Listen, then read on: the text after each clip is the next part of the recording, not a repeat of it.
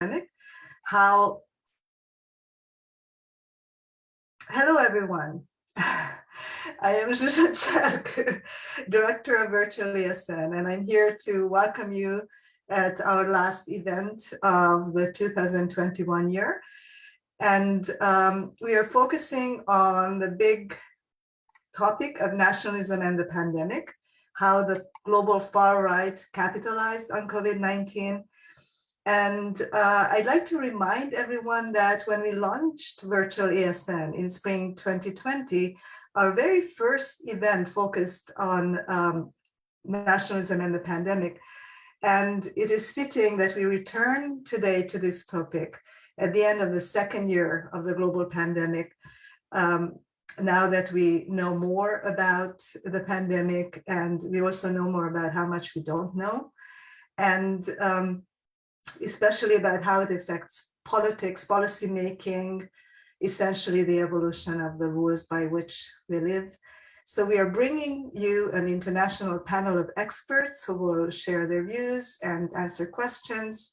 The panel is moderated by Florian Bieber, who is Professor of Southeast European History and Politics and Director of the Center for Southeast European Studies at the University of Graz. And he is also president of vASN. And Florian, the virtual floor is yours. Thank you, Zsuzsa, for the introduction, and also thank you for being such a committed coordinator and organizer of the virtual vASN events over the last 18 months. And indeed, we began our first virtual vASN event with this topic when we knew very little, both about the pandemic and its impact on nationalism. So it was much more of a speculative or taking the first impulses, you know, the closure of borders, the fact that all of a sudden migration was no longer the headline capturing issue in many countries, be it in North America and in Europe, but also the way in which governments used, sometimes misused, their authority to restrain civil liberties and rights, maybe in a justified way, but certainly in one which many citizens were uneasy about. And the worry was, of course, would we see an authoritarian drift as a result of the measures? Anyhow, now we are looking back. Unfortunately, I wish we could say this is a post-pandemic analysis of the impact of the pandemic on the far right and global nationalism. Unfortunately, we are not yet in a post-pandemic period. We are still in a new incarnation of the pandemic period. And I'm joined by a great panel of experts who will share their insights. And the way we're going to go about this is that we're going to further first round of kind of brief reflections from the different participants' research perspective on the topic. Then we're going to have a second round of kind of back and forth discussion, and then we're going to open it up to the wider audience. So you're all, as usual, welcome to participate, to contribute. You can do so by writing your questions in the Q&A button, and I will bring the questions in. I will try to include as many as possible, but also try to structure them in a way that there's a good and logical flow to our conversation. So again, we have 4 panelists. We cannot claim to be comprehensive, either global or otherwise, but hopefully we're going to raise some of the questions and controversies which are surrounding this issue. One of them, of course, is the assumption, some kind of debates have said, well, this is, we see a new rise of global nationalism. Vaccine nationalism is a term used. The far right capitalizing on the anti-vax movement or the anti-restrictions against the restrictions imposed by governments. But then we also see how populist autocrats sometimes use some of the pandemic measures for their own advantage. So it's not an obvious, there's no obvious perspective. And I think we're not going to come to an obvious conclusion, but rather highlight the different ways in which far right global nationalism and the pandemic interact rather than as a kind of inherent one-way obvious conclusion.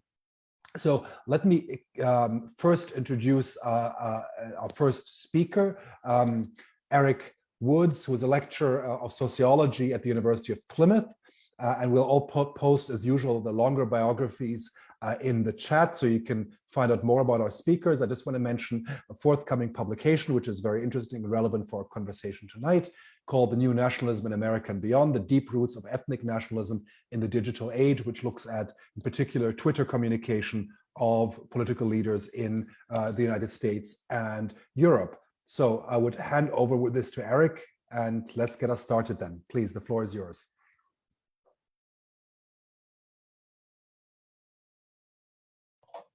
Sorry for the delay there, just trying to find my mouse. Okay, thank you very much for that kind introduction, Florian, and I'm very pleased to be able to participate in this conversation. And so thanks for having me here.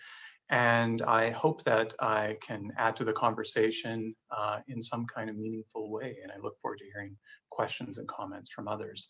So to begin, I should say that Florian sent us I think 3 questions that he asked that we might respond to depending on our research expertise.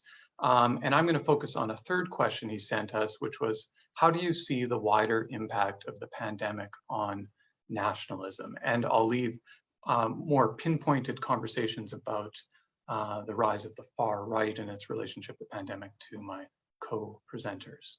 So in response to this question, I would say that fundamentally, my overarching view is that we need to understand that this pandemic has unfolded in a world where nationalism was already the dominant political ideology. In fact, arguably, and I know Florian has written about this, it occurred at a historical juncture where nationalism was already resurfacing as a self-conscious political ideology right across the globe. And so the world's response to the pandemic has been shaped by this fundamental context in which nationalism is pervasive. In the face of multiple cascading crises that we have seen that are being triggered by the pandemic and have been triggered by the pandemic, nationalism has provided people with a source of meaning. In other words, it has provided them with a framework for understanding the pandemic in the context of their own history, and for making sense of who is friend, who is foe, ally, enemy, victim, and perpetrator. So, given this context, I would argue that the main impact of the pandemic so far has been to inflame pre-existing ethnic and nationalist boundaries. So, I think we've seen this occur both domestically and internationally. For example, domestically in the UK, in my own country of residence, we've seen that the crisis is increasingly driving a wedge between the constituent nations, particularly over tensions over how to appropriately respond. And of course, it's fueling rising Scottish nationalism, kind of in response to what is seen as a kind of shambolic response from what is seen as the British, but really the English government. But we also see this internationally. For example, in the last 2 years, the heightening tension between the US and China, ongoing questions over potential Chinese responsibility in the US, which was taken up by both Republicans and the Democrats. And we also see this increasingly, of course, which is very important to this group here, growing tension between the US and Russia. Furthermore, I would suggest that as the pandemic generates further crises, particularly economic and political crises, of which we're probably only seeing the beginning of those, I expect that ethnic and national fault lines will be further inflamed, potentially to the point of violent conflict. And ultimately, I think that this will continue to constrain efforts to coordinate a global response. Now, that's a rather dim view of what lies ahead, but I make this with a bit of a, well, actually a large caveat, and I'll explain. I think because just as nationalism is driving conflict in the wake of the pandemic, I think that it also has a potential source of solidarity needed to resolve the pandemic, both domestically and internationally. So in the domestic arena, in the absence of a police state, I would suspect that an overarching sense of national identity might be necessary to get large populations to take vaccines and indeed to accept the huge array of restrictions on behalf of their fellow citizens. So this is like largely the case in democratic states. Now, of course, these efforts do not occur wholly out of a sense of solidarity with one's fellow citizens.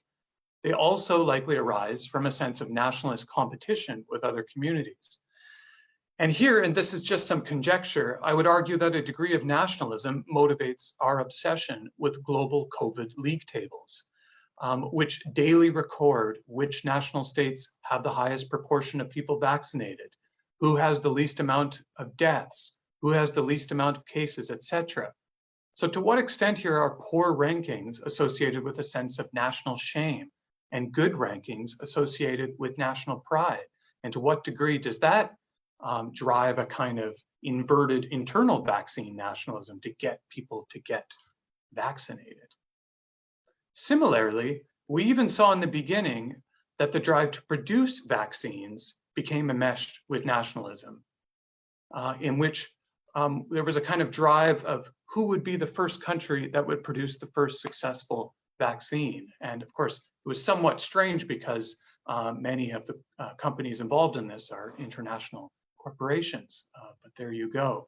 And we could see this play out, for example, with the consternation with which Russia's Sputnik 5 was met in the West, and especially when it realized that Russia's Sputnik 5 was actually a successful vaccine, at least for the first variant. Now, conversely, we have seen how the pandemic has unfolded in places where there is a weak or contested sense of national identity, such as the United States, where arguably efforts to resolve the pandemic have foundered against political fault lines. Finally, in the international arena, I think that ultimately it will be nationalism that will provide the framework for motivating the rich countries to take seriously the need for a coordinated global response. In this regard, I think it will probably be to citizens' sense of national pride or indeed shame that will get them to think beyond their national boundaries. In other words, it will be the idea that we as a nation need to be doing more to help less fortunate countries. And we can kind of see the beginning of that, for example, with the way in which Joe Biden has sold the need to give vaccines, even if it's seemingly he's not giving enough, that America needs to show leadership. This is our historic role. So it's probably not going to be out of a sense of cosmopolitanism that we find our way towards a global response, but probably through people's national identities. At least that's my suspicion. And I'll leave it there, Florian, and I look forward to people's comments. Great.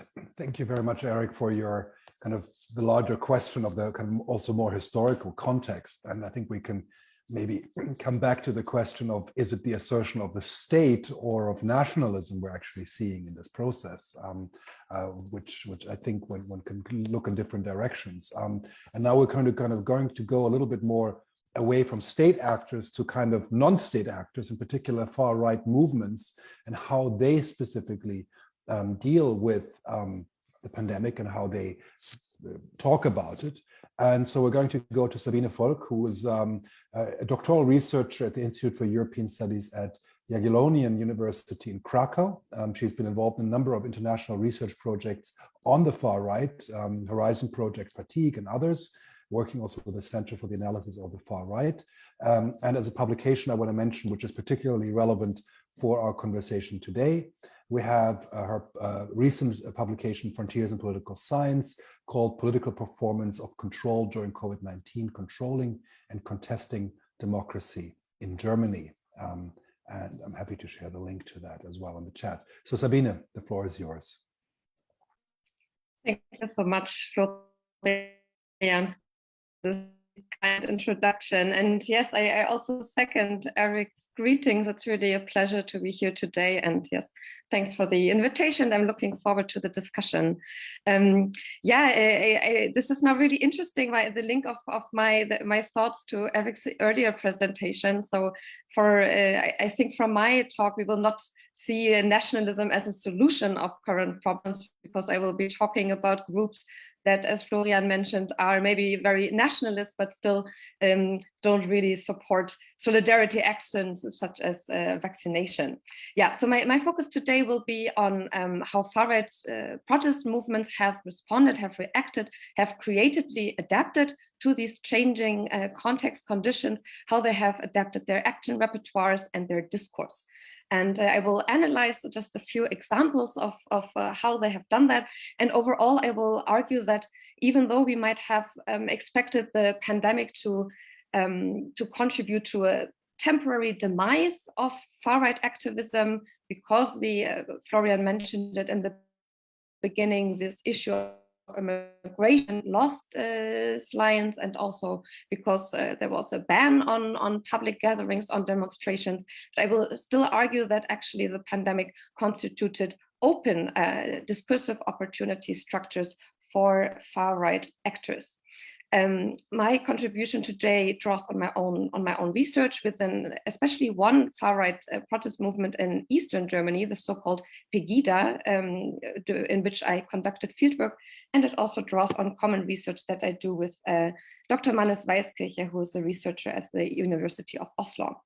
So I want to share just a few visuals to illustrate my point a bit of how the far right has creatively adapted to these new conditions.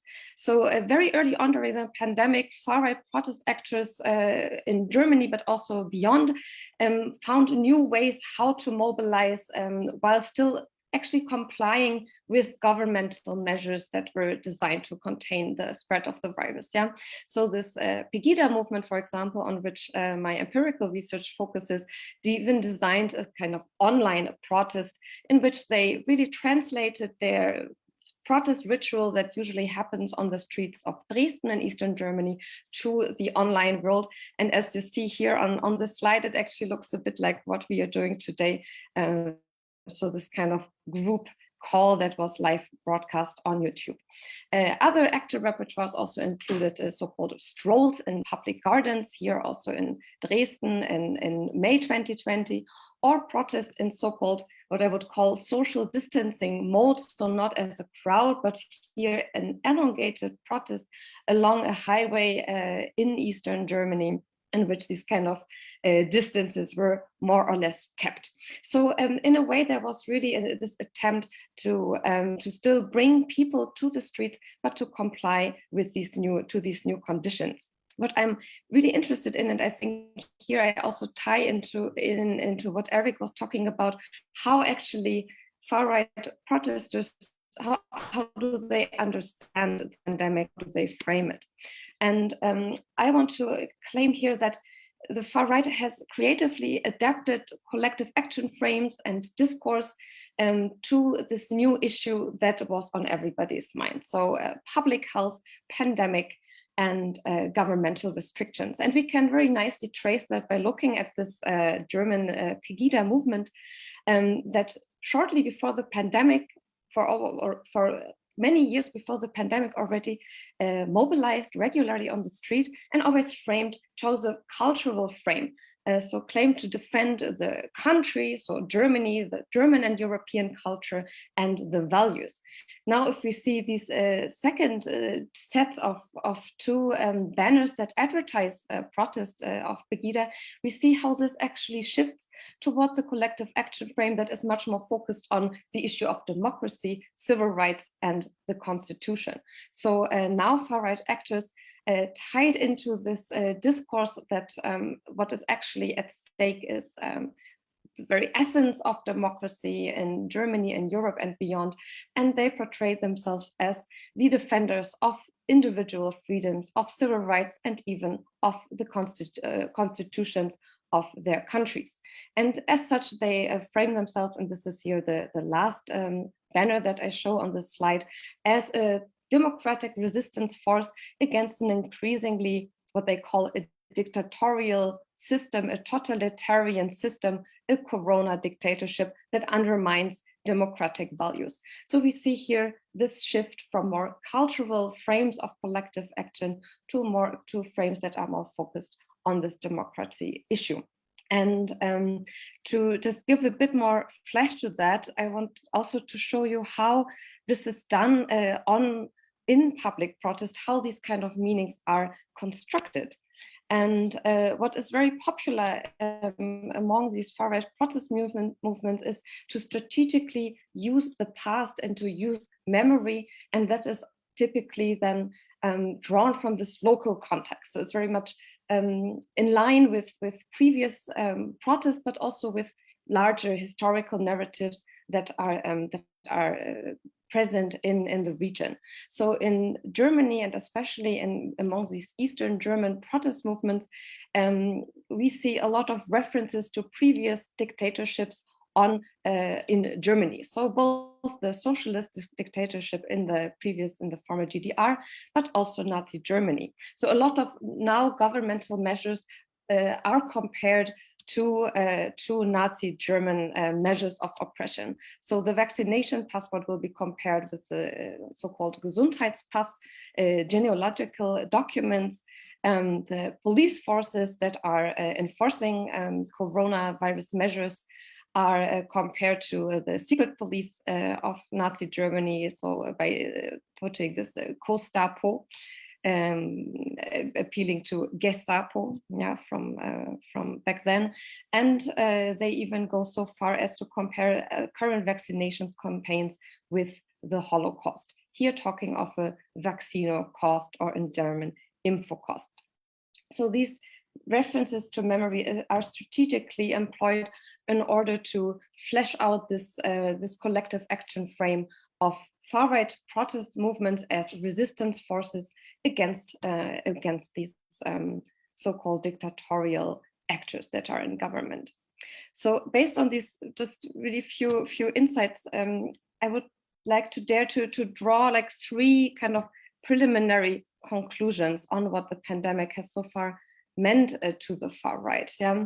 So first of all, as I briefly mentioned in the beginning, even though this issue of immigration is by far not as important anymore, the far-right actors have actually really managed to use the same populist articulation modes and projected them on governments during the corona pandemic. So they have actually benefited from new discursive opportunity structures.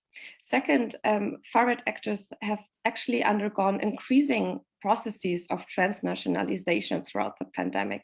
Elites were now even more portrayed as being international elites against which populations across the globe and beyond national boundaries, national borders and boundaries would actually mobilize together. On the ground, we see that very clearly that, for example, to Pegida demonstrations will also be guests invited that come from across Europe, and despite these difficult traveling conditions. And finally, I believe that we see a certain degree of radicalization of the far right, not only when we think of these physical attacks on the institutions, the representatives of liberal democracy, as we saw in the States with the Capitol riots or similar riots at the German Parliament building in Berlin. But we also see this discursive radicalization that mostly consists of this complete delegitimization of the institutions and the representatives of liberal democracy. And I think it is here that we really see the danger of the changes that the parties have gone through. So for now, the pandemic has for sure it has not hurt far-right actors in Germany and beyond, but if it will have a long-lasting positive impact, I believe is yet to be seen. And I'm really glad to discuss that later. So thank you very much for now. Great, thank you very much, Sabine. And I think you raised some very important questions which we can discuss. I think one element which is particularly interesting is on one side, this self-portrayal and use of kind of being the victims of dictatorship. I've seen posters saying no to apartheid and using the South African flag in these anti-vaccination demonstrations. So kind of, of course, we know that some have used even the yellow star to kind of create an equivalence between themselves and the Jewish victims of the Holocaust. But we see this in multiple incarnations. But we also see, I think, interestingly, that they're trying to bridge it. I've seen slogans, we need homeland protection or closed borders instead of vaccination enforcement. So they're kind of creating these links between those classical themes, and it's kind of interesting how they're managing that. And I think that the radicalization, and I think also the question, which is maybe implicit in some of those, are they reaching people who were not part of far-right movements before? Because you see other constituencies walking together with the far-right movements on these protests, and that's kind of interesting to see what the impact of that will be. So let me move on to our next speaker.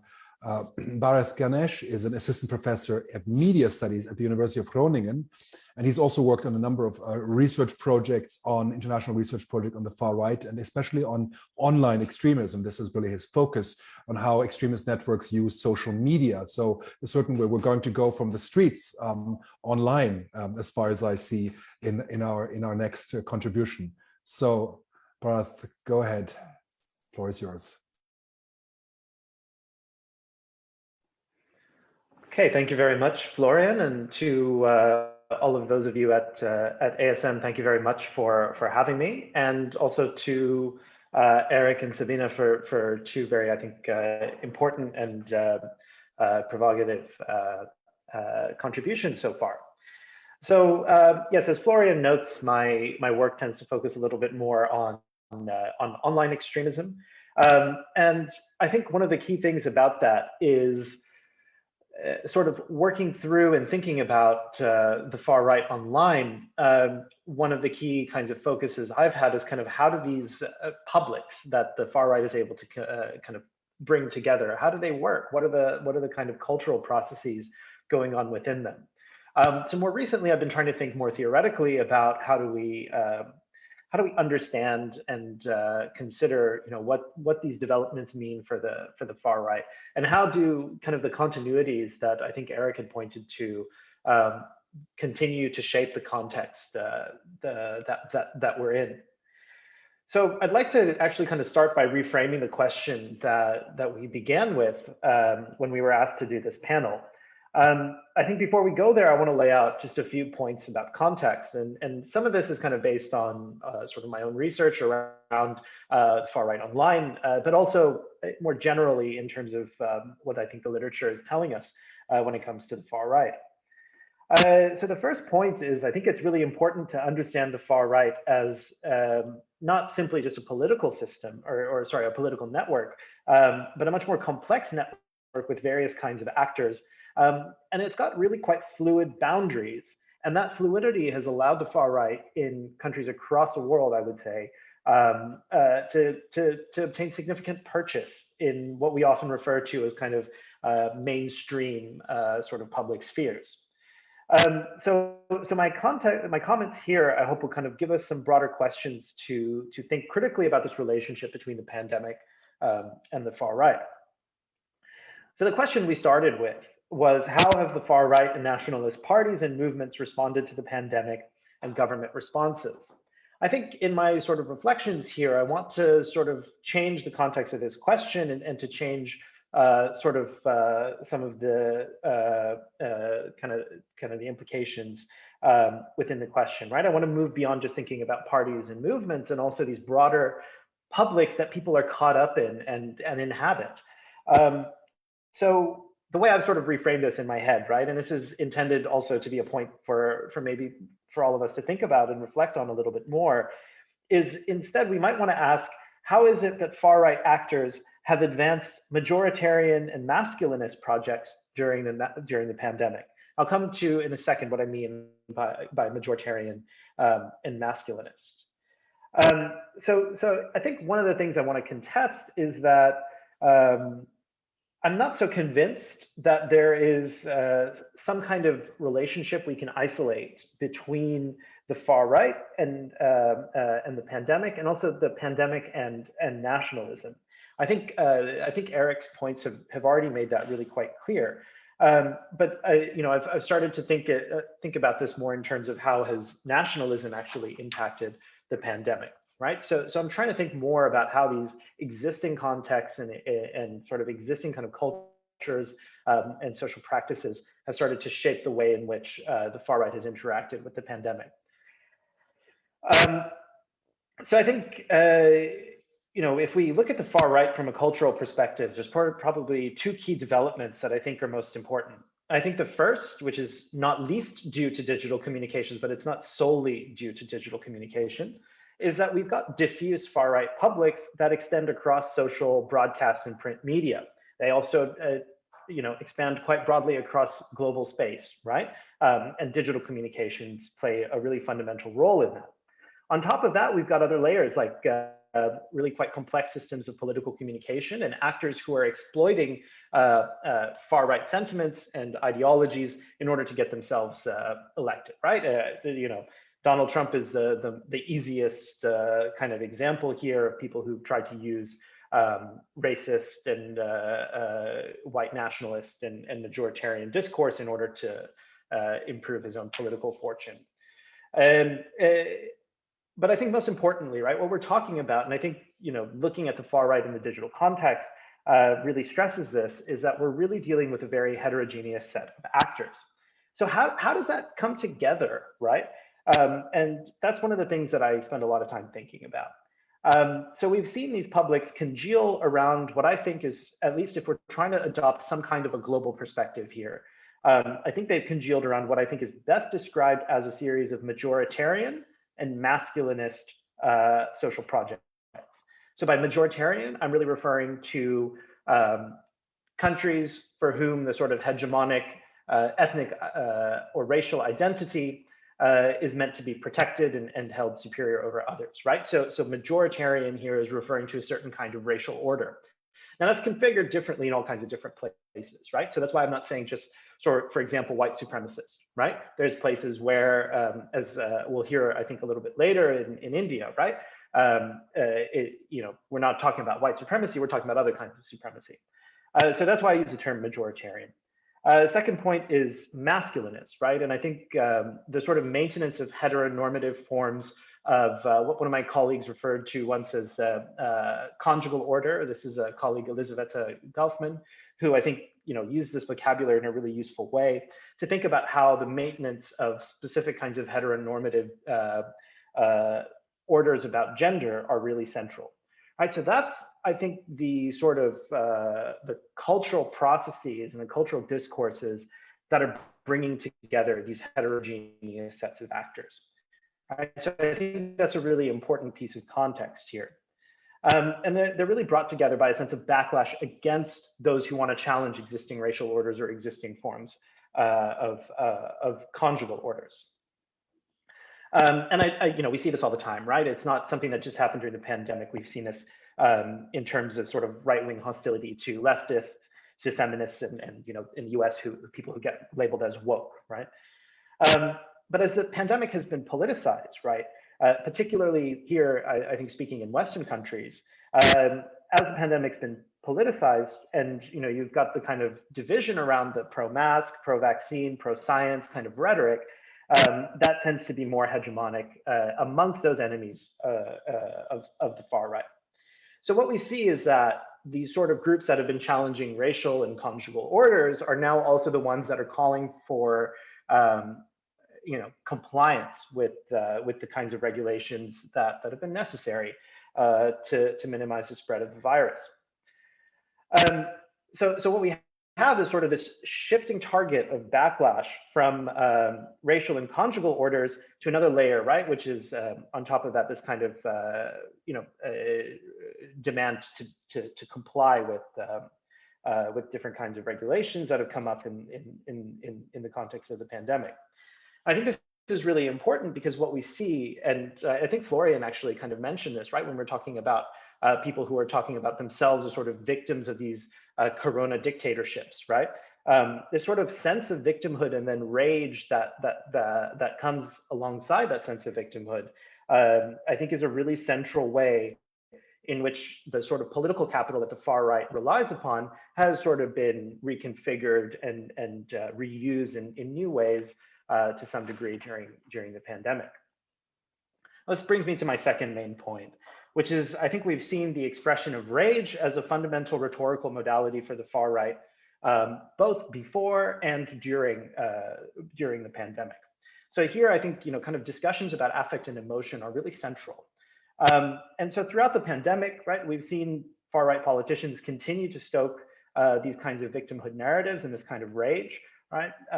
And on top of that, kind of as I've discussed in some of my writing elsewhere, is our contemporary media ecology plays a pretty fundamental role in reproducing and circulating these kinds of sets of affects that are associated with rage and victimhood.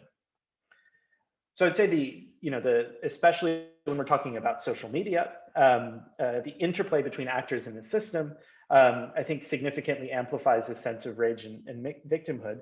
And we can see this in the kind of rhetorical features that then manifest in sort of protests on the ground, like around the whole Reopen America movement or these various other kinds of protests against far right-led protests against regulations. So I think this, I hope, brings me back a little bit to where I started, right? Which is this question of how have far-right actors advanced majoritarian and masculinist projects in the context of the pandemic. I think the first point to keep in mind here is that they've cohered a heterogeneous set of publics through the weaponization of rage and victimhood, which is building on these age-old targets of the far right. And I think, this is what I focus on more in my own writing. In the West, we can sort of think about this as a form of white backlash, but I think we should also, as scholars, be careful to sort of just focus on specific kinds of ethnic or racial constructs, right? I think it's really what we see if we're trying to think at a more global perspective is that this is really about majoritarian backlash against those who challenge existing kinds of racial and conjugal orders. Second, I think what we have is sort of this weaponization of affect that goes hand in hand with what I am trying to think about as a sort of will to transgress the norms that are ostensibly sort of imposed by the other, right? That oppresses the majority victim, right? And the far right assumes its position as the majority victim, right? And that other is usually the feminists, the leftists, the woke, and today in the U.S., right, it's the Democrats who are kind of continuing to push the kinds of sort of things about boosters, more vaccinations, more regulations around challenging the virus and this kind of thing.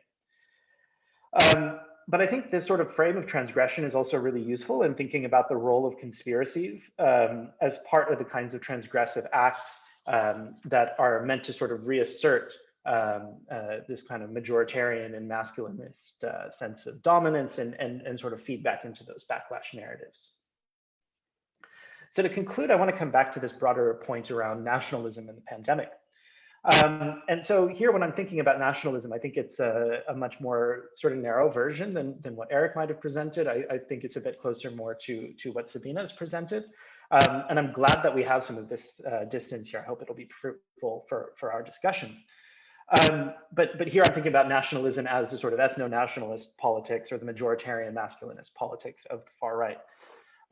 So I think we can see two important trends to keep in mind. I think the first is that we're seeing new ways in which majoritarian and masculinist ideas are reasserted both during the pandemic by these groups, but also finding their way into different types of governance enacted both by nation states and other kinds of actors. And I think other kinds of actors here, for example, would include companies like Facebook, who've done relatively little to address the spread of health misinformation on their own platforms, right? And a lot of that we know is because of their reticence to anger conservatives or angering far right users on their platforms.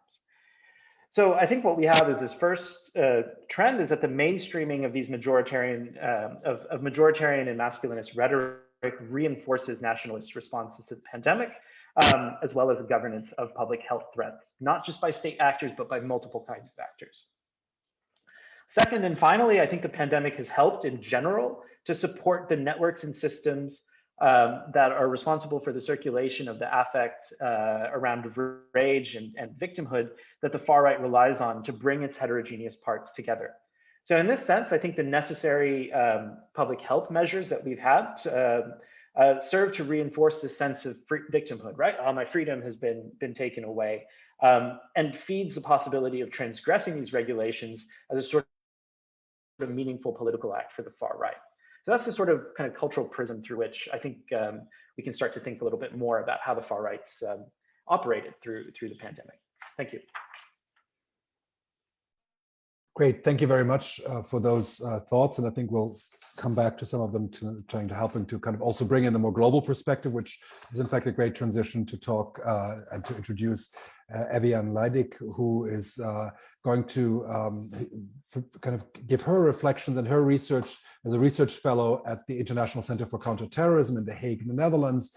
Has taken her to looking at questions of gender and far right, as well as online radicalization. And she's been working a lot, not just on the far right in Europe and North America, but also in India. And I just want to highlight one publication, a recent publication about, which is relevant for the topic, Corona Jihad, how the far right in India is responding to the pandemic, as one of the publications she's dealt with on this topic. So looking forward to kind of also looking beyond Europe, which of course offers maybe some corrective to some insights we have from the European perspective. So Evian, the floor is yours. Great, thank you very much for that kind introduction and also for inviting me to participate on the panel today. I'm really looking forward to our discussion later on. Okay, so what I am presenting today is based upon an article that I co-authored with my colleague at the ICCT, Tin van Dugen, in which we explore the diversity of far-right responses to the pandemic. And our main finding is that across geographical contexts, we see that far-right actors have exploited the pandemic in order to advance their ideology and mobilization efforts. It's really not that different from what my co-panelists have already presented and discussed today. But in short, our argument is that the far-right has been exploiting pre-existing grievances in order to advance its agenda. We see that especially in the US and Germany, but also in the UK and Australia, the far right has violently protested against coronavirus measures placed by governments, as was previously discussed. While there have also been in some countries with far right leadership, a similar sort of anti-coronavirus or perhaps more skeptical approach being taken, such as Bolsonaro in Brazil, who has systematically discredited the virus, calling it a hoax, and downplaying the risks and blocking centrally coordinated responses. And indeed, a recent parliamentary investigative committee found that his administration had committed, quote, crimes against life in blocking purchases of the vaccine and administering life-saving supplies and treatment. There are also, though, very specific gendered responses by far-right actors during this pandemic, and I'd like to share my screen here to illustrate my point. So my research more recently has been exploring the role of women in the far-right, and inevitably during this time, I've also been tracking how they've weaponized far-right narratives in conjunction with the pandemic. So women in the far right primarily see their role as wives and mothers of the movement, and the ways that they weaponize this maternalism can be demonstrated through these slides here. So the image on the left, or rather the first 3 Instagram images you see, is taken from an influencer that's based in Canada. The post that you see on the left is an Instagram story in which she describes how the coronavirus vaccine can affect both female and male fertility, and that this is all a plan to reduce the population via widespread sterilization. So this post is quite indicative of the types of spreading of disinformation and conspiracy theories throughout the pandemic, in line with far-right narratives concerning quote unquote saving white reproduction rates. And I think this also ties into Barak's earlier point about the spreading of disinformation on these platforms and the way that these platforms have been involved within the pandemic. So as you can see, for example, she deliberately misspells vaccination here in the post. That's in order to avoid getting her content flagged by the platform, because during the pandemic, Instagram put up a banner in which users would be redirected to the World Health Organization's website for statistics about the coronavirus. So these far-right actors are very well aware of finding ways to circumvent regulation of their content in order to spread disinformation and conspiracy theories. So this points to Barak's earlier point about the role of platforms within these ecosystems. And then the two photos next to it is also from this same influencer in Canada. And here we see the types of what she calls her favorite prepper pantry items that she keeps in her cupboard for her family, and similarly the types of seeds that she's bought for her quote unquote prep stash. So during the pandemic, we saw a steady increase in the prepper and sort of survivalist mode. But particularly after January 6th, I saw a significant spike. And the reason why I brought up these examples is that I want to show how her display for this supposed future societal collapse, this accelerationist narrative, is tied into then her practices of good motherhood, of mothering, of trying to simply protect her family, her children, and so how that becomes wrapped into these, or weaponized in these narratives. And then similarly, the photo on the far right is from a far right female influencer who is based in Canada. And there she is at an anti-vax rally holding her daughter. And in the comments or in the description, she says that this is a place of tons of support from the community. So she frames the protest as a family-oriented space, as a space where it's simply just about protecting their families and their children during this moment in time. So I will return back to the slides in a minute. However, a main point I want to emphasize is that there is a myth that far-right responses to COVID-19 are all the same, and this is really the core of my argument today. So there is what my colleague and I have identified in this article as a type of standard narrative that the far-right has mobilized against COVID-19 measures, such as lockdowns, mask-wearing vaccination campaigns, etc. And we show that this is largely the case in Europe and North America. However, even within these regions, we see that responses are mixed, and sometimes between far-right groups as well. So just for example, in the Netherlands, we see the Dutch branch of Voorpost, which is a pan-Flemish organization, has called for social distancing within its demonstrations. I think an interesting contrast to Sabina's presentation with Pegida and the social distancing photo we saw there. And Voorpost did not criticize the COVID-19 measures that were put in place. However, this has changed somewhat recently. So that is an interesting shift to see, you know, the types of shifting responses that we can see amongst these far-right groups. But also the Dutch branch of Pegida, which is an interesting contrast to Sabina's presentation, has been critical of restrictions, but only in terms of the inconsistency in its application in the country. Another example is in Sweden, where the Nordic resistance movement decided to postpone a rally due to the proclaimed irresponsibility of exposing its members to the virus, what they call its quote unquote nationalist-oriented members to the virus, even though its leader had expressed previous skepticism to the danger of the virus earlier. I'm just going to share my screen here so I can move my next point. In contrast, though, we see in countries like Hungary and India that have a far-right government in power, which has seized the opportunity to enforce policies in line with its ideology. So at the start of the pandemic, there was a hashtag that went viral on social media called Corona Jihad, which scapegoated Muslims as super spreaders of the virus who would use the virus as a biopolitical tool to as an act of supposed Islamization of the country. So what you see here on the screen are posts that I've taken from 4chan, which reproduces this narrative that Muslims are deliberately spreading the virus in order to quote Islamicize the subcontinent. And the photo on the right, in particular, bears some very striking resemblance to the types of historic anti-Semitic tropes that we've seen in the past, recontextualized, repackaged within the Indian context, or within the subcontinent context that we see there.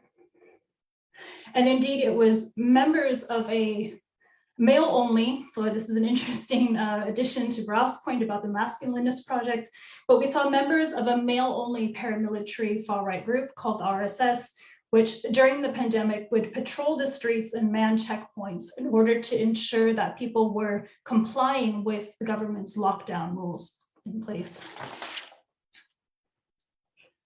And then penultimately, I want to also bring up an example of a far-right that is pro-vaccine, which I think is a very interesting contrast to the images I presented earlier with the North American far-right women who were anti-vaccine. What I'm just showing here on the screen are examples of far-right women in India who are having the vaccine administered. And the reason why this is the case is largely because India has embraced scientific epidemiology and followed global protocols, often more vigorously than other nations.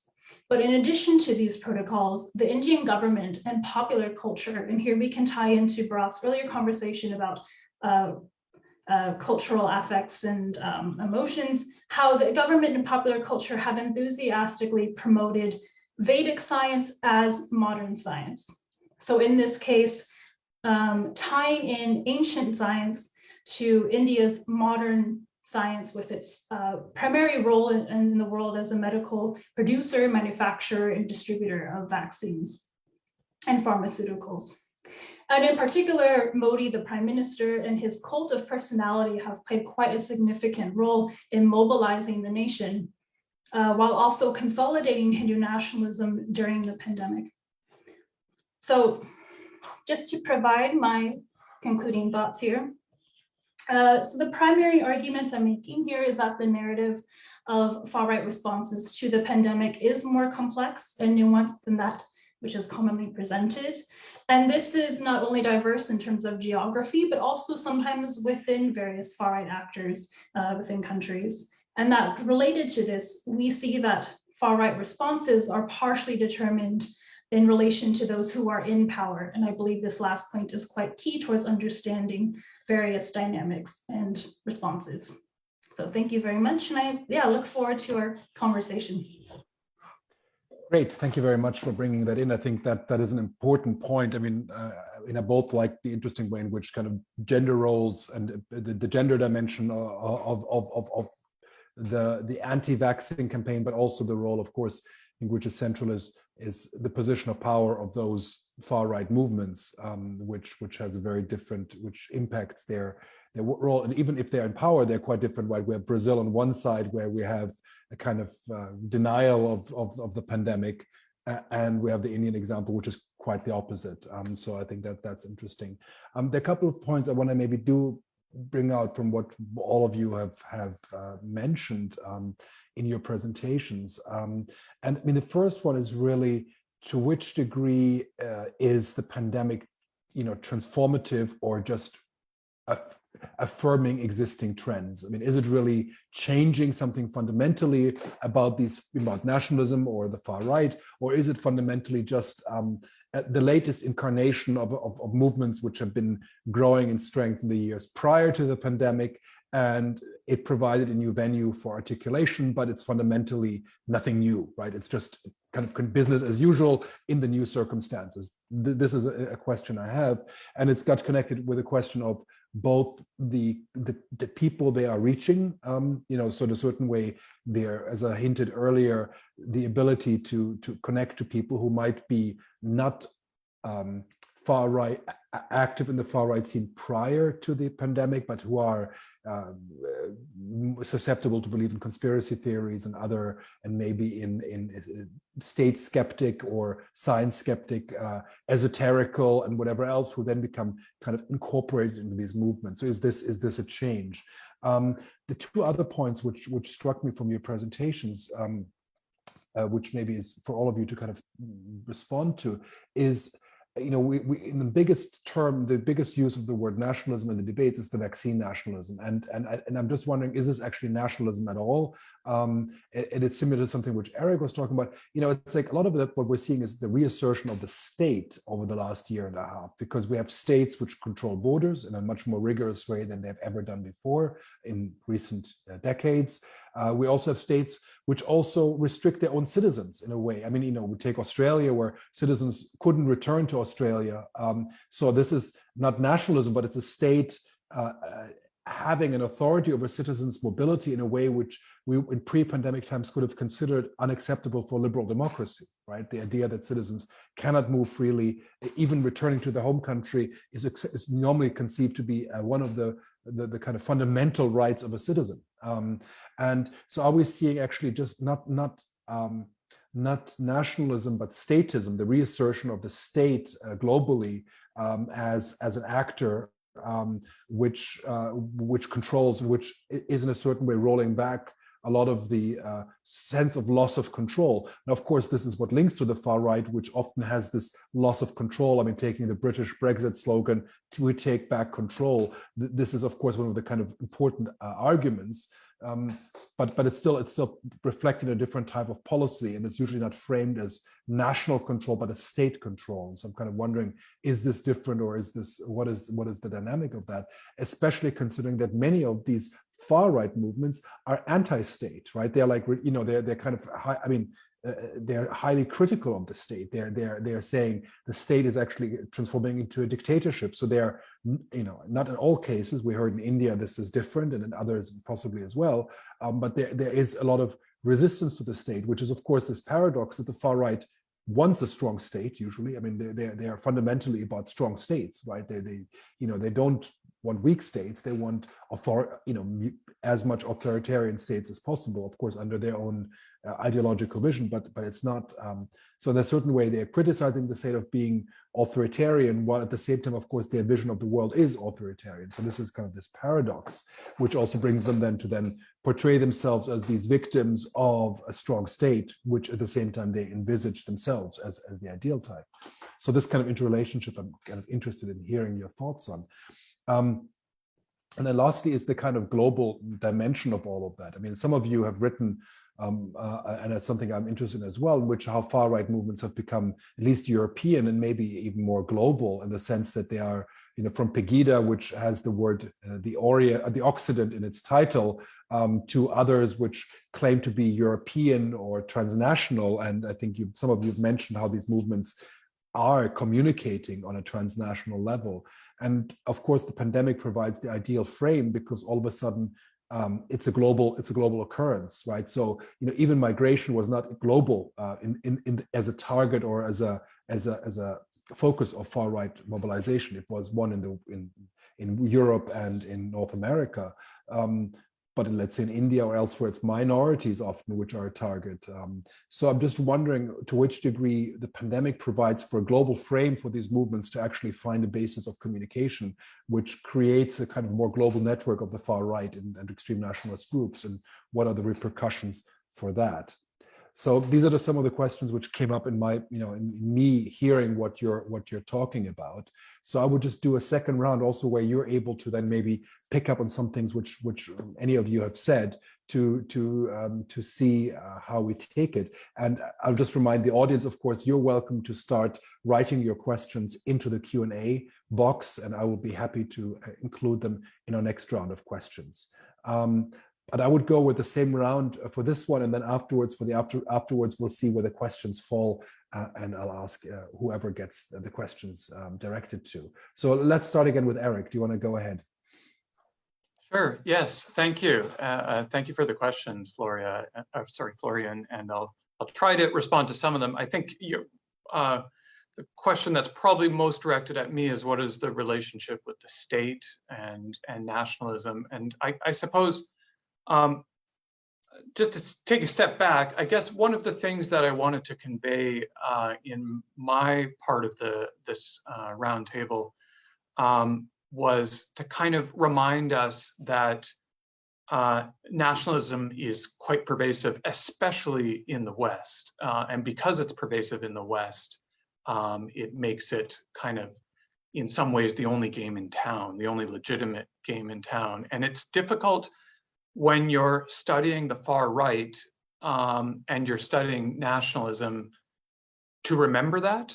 And indeed, amongst scholars and also just amongst media, we tend to diagnose nationalism, and there's a kind of an equation with nationalism and the far right. But the way I would define nationalism is more, especially in the West, it provides a framework for politics to occur. Really, it's the foundation on which domestic politics within national states occur. Competing positions by political parties will always embed their arguments in myths and symbols of that respective nation. They'll refer to the past of that nation. When they think about what is our role in the world, what is our ethos, it'll be in the context of the nation. And so I kind of, that's why I approach that question from that sense, that it's quite a pervasive world or ecology of ideas and symbols and practices out there that the left uses as much as the right, because it's kind of, it is the game in town. And when it is, it makes it very hard to distinguish also the relationship between state and nation, or what is a kind of statism or nationalism. Of course, nationalism is an ideology on behalf of a nation, which I suppose means a community, whereas the state is a kind of political structure, which in a democratic state is meant to represent the people. But the people, in a world in which nationalism is the only source of legitimacy for an autonomous, for political autonomy, it means that the only way to legitimate your state is through nationalism. So you have states using nationalism, and indeed, in response to the pandemic, when we have lockdowns or whatever it might be, it's usually legitimated through the language of the nation. We need to do this on behalf of the people to get our way through the pandemic.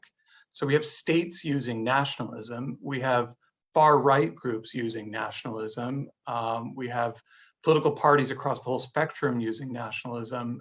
It's a kind of nationalism everywhere in a sense. So I find it very, except in cases where you might have a state that acknowledges that it's a pluralist society as a kind of quasi-imperial state, and it just makes a language to a monarchy or some other source of legitimacy.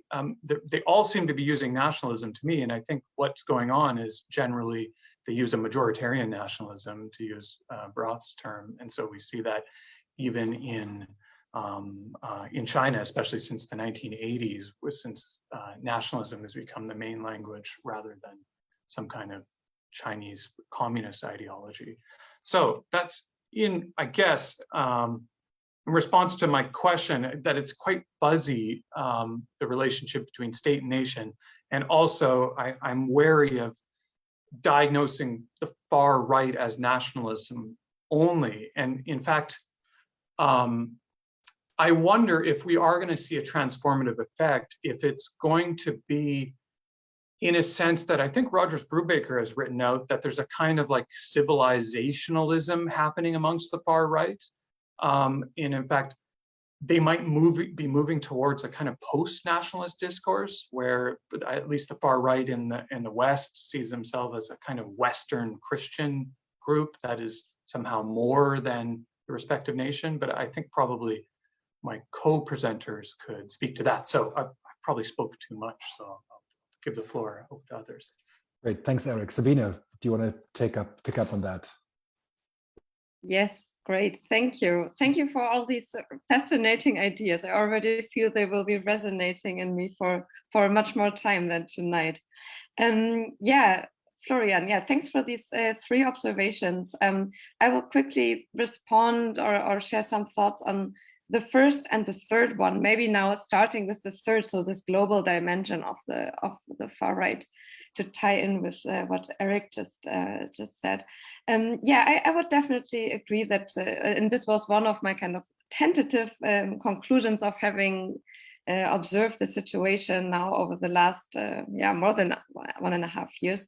And I think these global trends, they demonstrate themselves both in really organizational terms, but maybe even more in discursive terms. Of course, we see in these Pegida events, like they had this recent 7-year anniversary in Dresden in October, with prominent guests from Britain, from Austria, HC Strache, so even a quite prominent figure from Austrian politics, came to visit. So there is this organizational dimension, and this is, but this discursive layer below it, or even an ideological layer of Pegida being patriotic Europeans rather than Germans or Dresdeners or Saxons, and representing a larger European constituency is very, very important.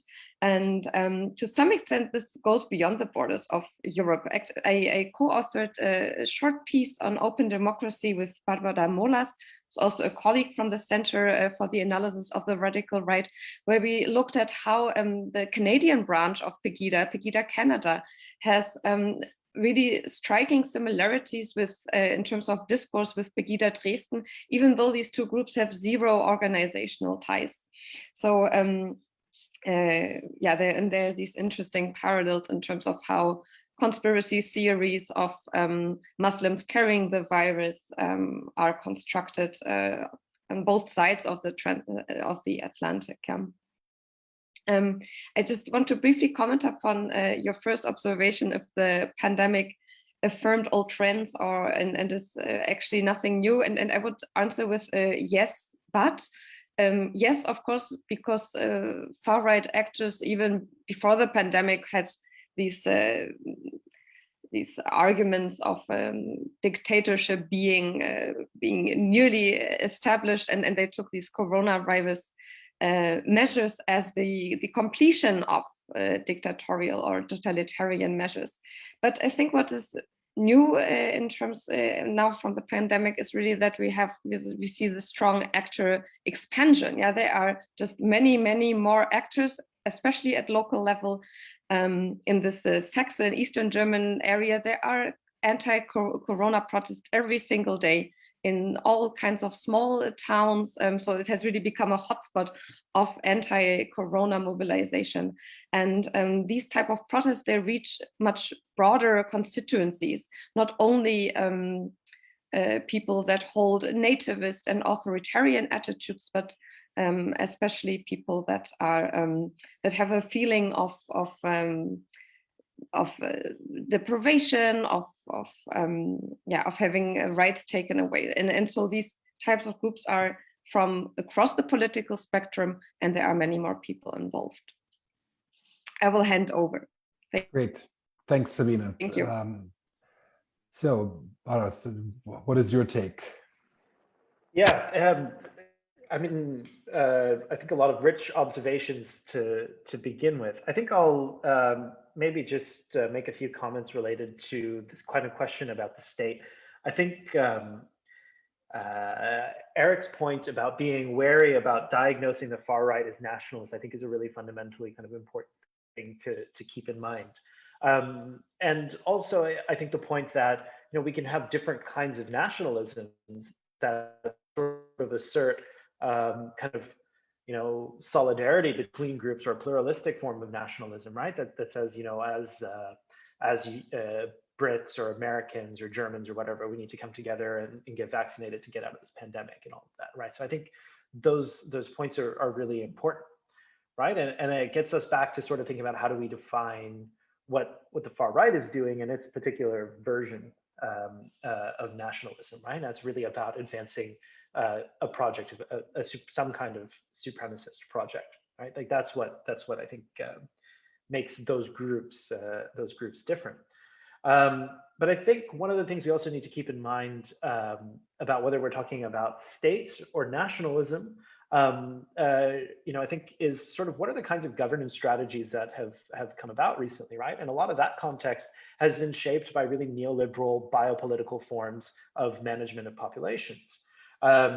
So I think that we've already seen with the far right quite a bit of opposition to those forms and configurations of governance as well, right? So I mean, as much as I think that we are seeing this kind of reassertion of the state, and also this sort of kind of bigger problem of coordinating collectively across states, we're also kind of talking about, you know, strategies and forms of governance that the far right has long been opposed to, right? And also that's not just the far right that's been opposed to those kinds of those strategies of governance, right? We've seen leftist groups as well along those lines, kind of critiquing, of course, neoliberal governance strategies. So I think that, you know, there's probably another panel there to think about what's going on with the state, which kind of brings me to this question about vaccine nationalism, right? And that again, right, if nationalism is the game in town, and I think to some degree, you know, I totally agree. If that's the case, right, I mean, we should also be looking at the ways in which sort of exclusionary and supremacist forms of governance are baked in to the governments that we have, right? Whether that's, you know, Joe Biden's America or Trump's America, or, you know, the center left in Europe or the center right. I mean, those forms of power are deeply embedded, and they're not going to just go away. And so I think one of the interesting things, right, in the pandemic has really been when there was sort of the first round of questions about vaccine passports within the European Union, right? There were a set of specific vaccines and manufacturers that were excluded, right? I think Sputnik, Sinopharm, and India's version of AstraZeneca was not approved, but the British one was, right? So those kinds of nationalisms, right, I think also need to be on the table, and also those reflect the extent to which not necessarily far right ideas have been mainstreamed, but the ideologies that the far right draws on and the exclusionary imaginaries and the majoritarian imaginaries of the far right have long been baked into the states that we inhabit. I guess now turning to two other questions, I'll just respond to these quickly. Florian, you asked, is the pandemic helping the far right reach new people? And I think this is a really interesting space to watch, right?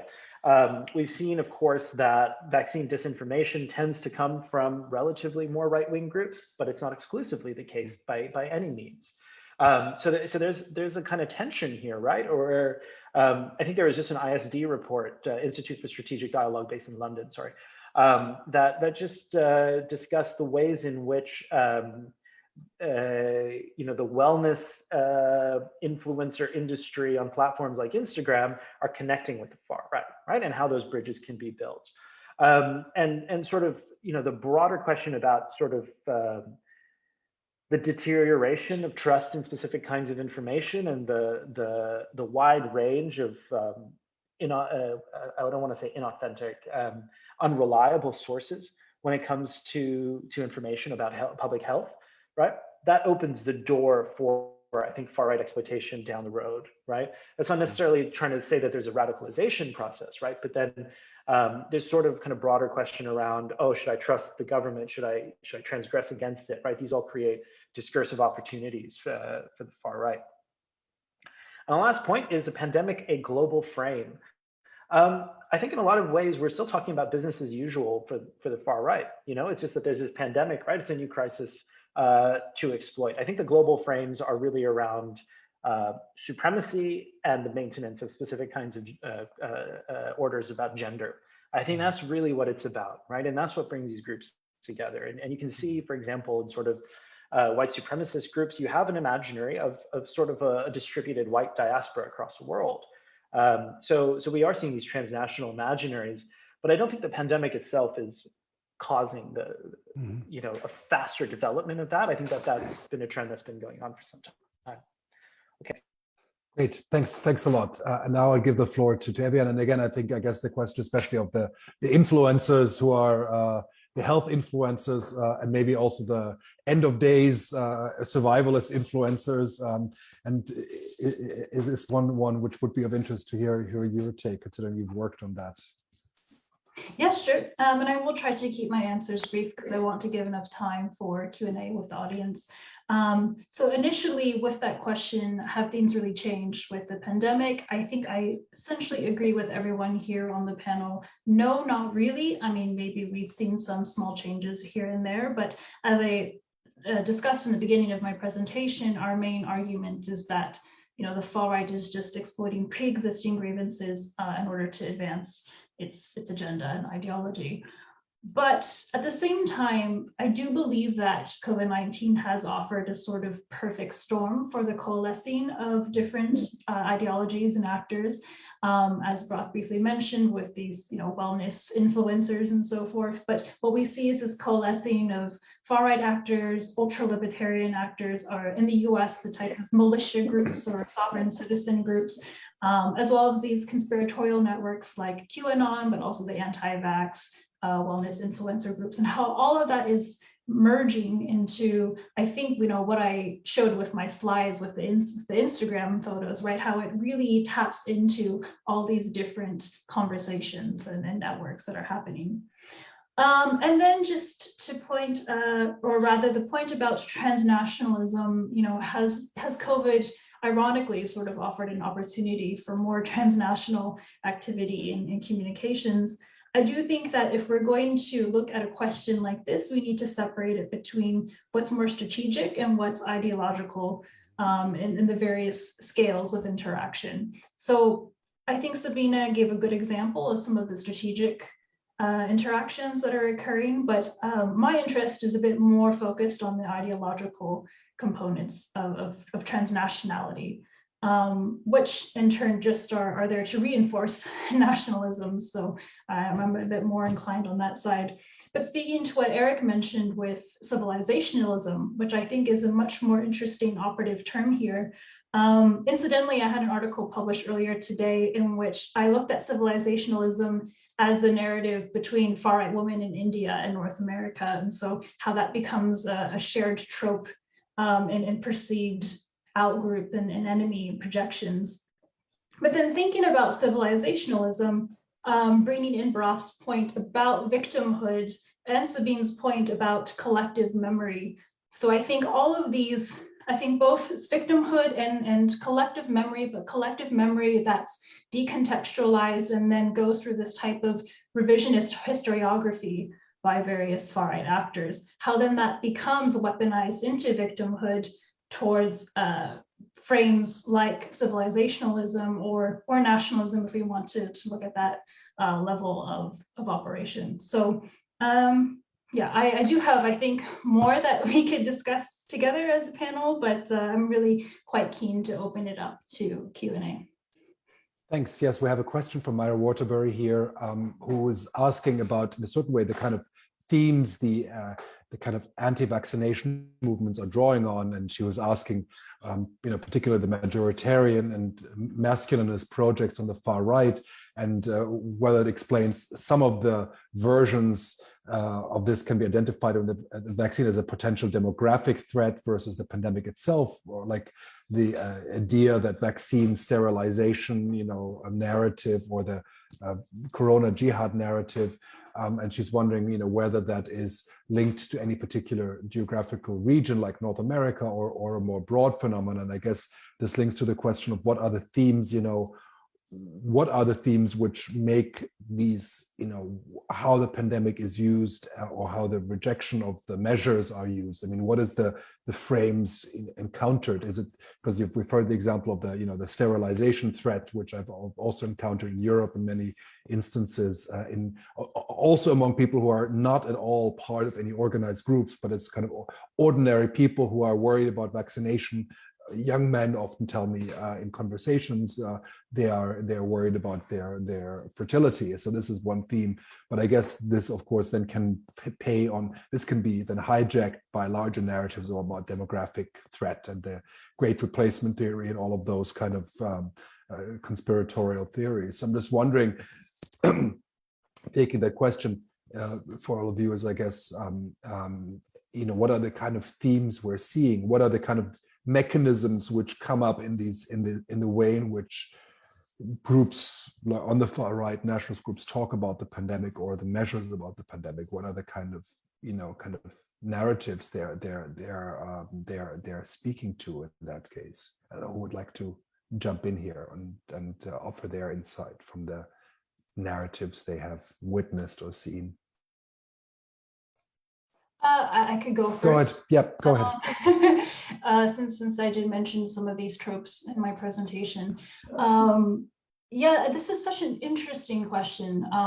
Really some good food for thought. In my view, when I think about the vaccine administration, it's often in line with the broader framing, I think, and the anxieties that the far right has around the politics of reproduction and sexuality, and also according to what Bharatha mentioned earlier with the whole policing of conjugal order. And in this way, I suppose, is it structural or mobilizational? I mean, again, I think this is something that just ties into what's already a pre-existing narrative amongst these actors, but it becomes a great, how would I say this, like pinpoints for them to be able to sort of use the vaccine or mobilize around fears of the vaccine in ways that they can then exploit, their pre-existing narratives about sexuality and gender. I'm curious to know what Bharat might think about this with the masculinist project that he's discussed. Okay, I suppose I should jump in then. Yes, please. Yes, go ahead. Yeah. So I just want to reiterate, this is a very, very good question, and it's now disappeared from my screen. So I'm going to use my memory as best as I can, right? So this idea, right? Like we have different kinds of narratives come up around, demographic threat, right? So I think what is consistent is this narrative around demographic threat, right? And that manifests in different ways. Of course, it can be about racial replacement, right? But it can also be about reproduction, right? And that the sort of going all the way back to the things that the Nazis were saying, right, about women having this responsibility to reproduce the Aryan race and all this nonsense. So I think that it's really important that we think about how this appears in particular contingent formations, right? And there's this question: is it structural or is it mobilizational? I think the structural explanation is really important here, right? Because when the far right is in power in countries like India, right, where the far right is in power, right, we also see that there is this, and then there's this national pride in like the production of vaccines, right? So there, it seems to manifest more as there's an other that's bringing the virus in, and we have this national responsibility to hold to these kinds of practices, et cetera, right, to counter the spread of the virus, so social distancing and masks and vaccines and all of that, right? So I think that fits in there as sort of like, it's contingent around what the sort of power structures actually are. Right, but in the U.S., we also had a far-right president in power, right, until this year. And there, right, it was about denial, right? And so there was another structural process by which denial about the pandemic was also really, really crucial, right? So I think we should understand that the sort of, from the majoritarian masculinist perspective, whether you like that terminology or not, fine, but this idea about kind of, the idea about demographic threat and all this kind of thing remains consistent, but then it manifests in different ways based on, I think, who's in power, what the people in power are saying.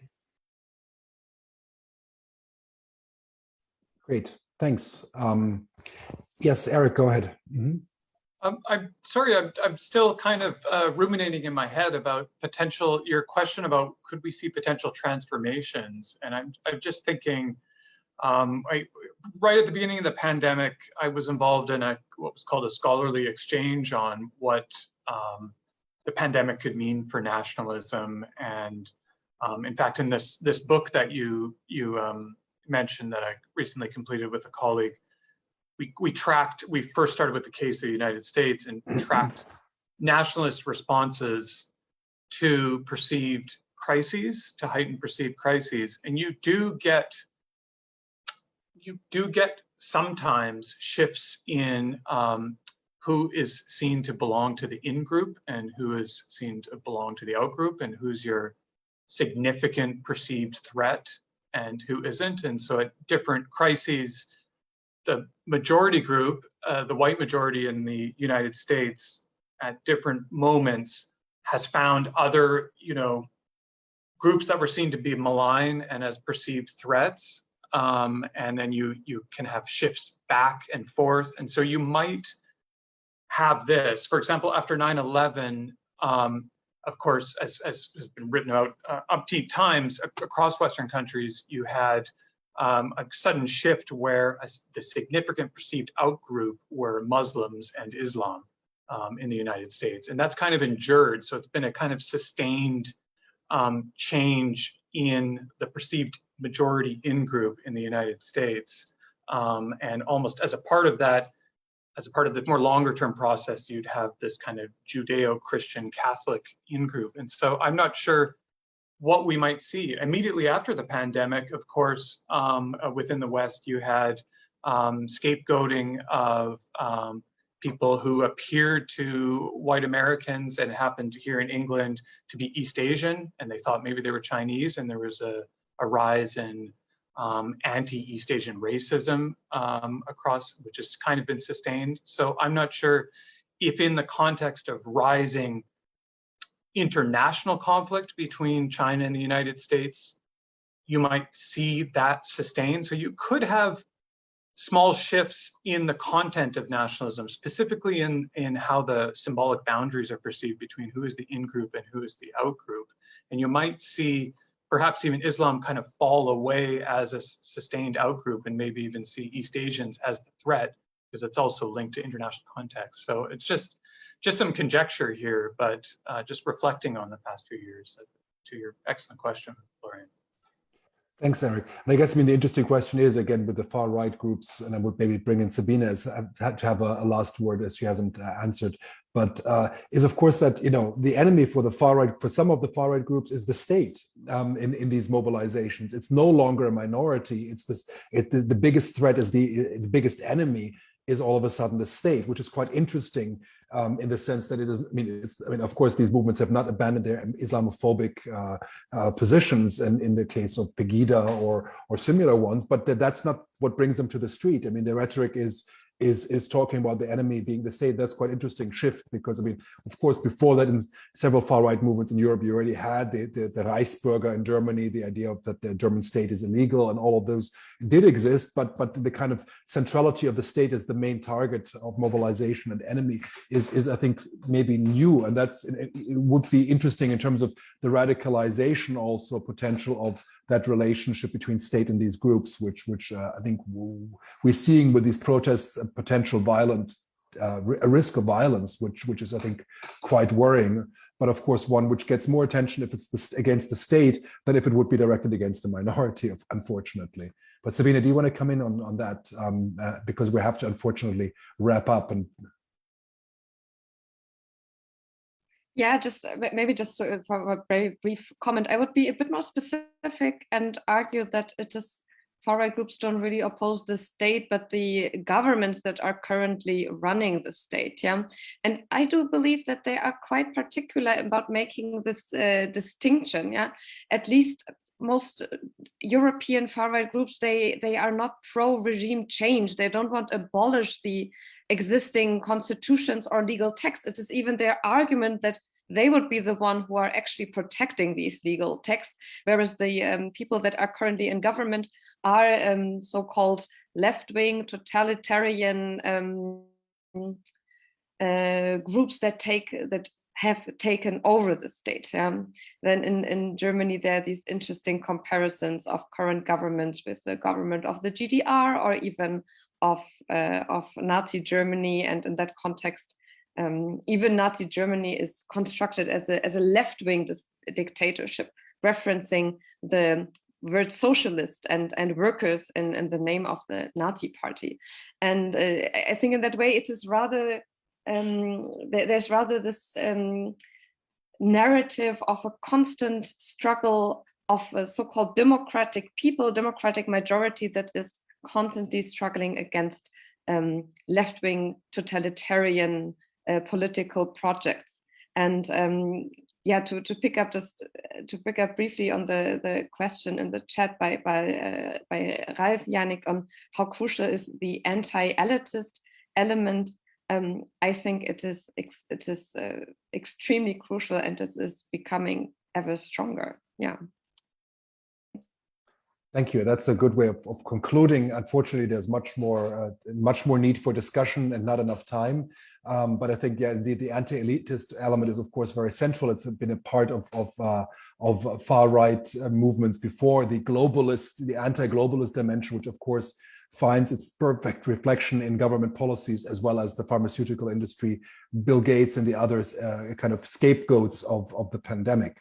But I would like to thank all of the panelists for your insights. I'm sure we'll have to continue this conversation in another incarnation in the future. And I'd also like to thank, first of all, Zsuzsa Csergő, who is our coordinator of the virtual ASN, who has been putting together the program for the last year and a half and really been doing a wonderful job in having these conversations. Lucine Potoyan, who has been the assistant helping with the organization, the logistics of it, and Lisa Koryshkina, who is our ASN communication officer and who's been helping in promoting these events and been very essential in all of making them work successfully. And of course, this is the last event before the holidays, but next year we'll continue, and I hope to see many of you there at future events. So with that, I'll conclude, and thank you again for joining us, and hope to see you again soon.